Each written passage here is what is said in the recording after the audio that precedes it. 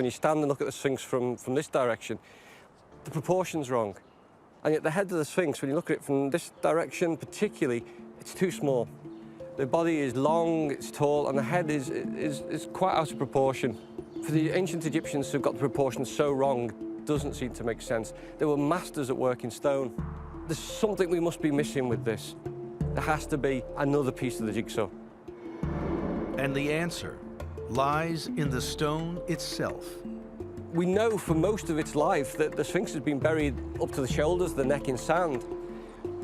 I've seen at other places at Giza that the sand tends to protect the rocks that are buried beneath it. The head's been exposed for almost the entire life of the Sphinx. It's been exposed to wind-blown sand, the effect of the sun. If anything, the head should be more degraded than the body, but we see the reverse. And for me, there's only one real explanation for that, and that's that the head has been recut.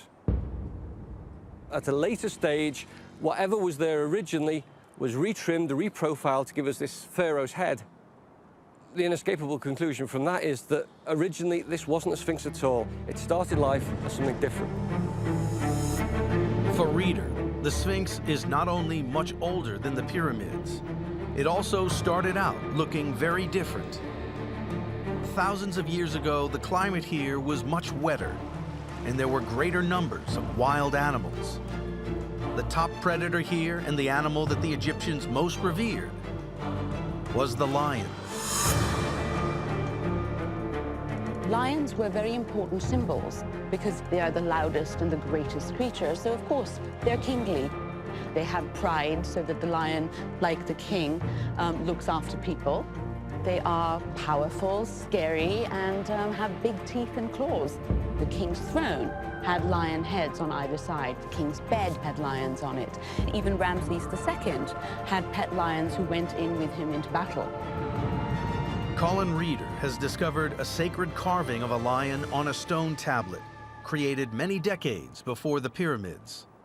Like many early Egyptian lion statues, it's a female, and Reader thinks it's an important clue.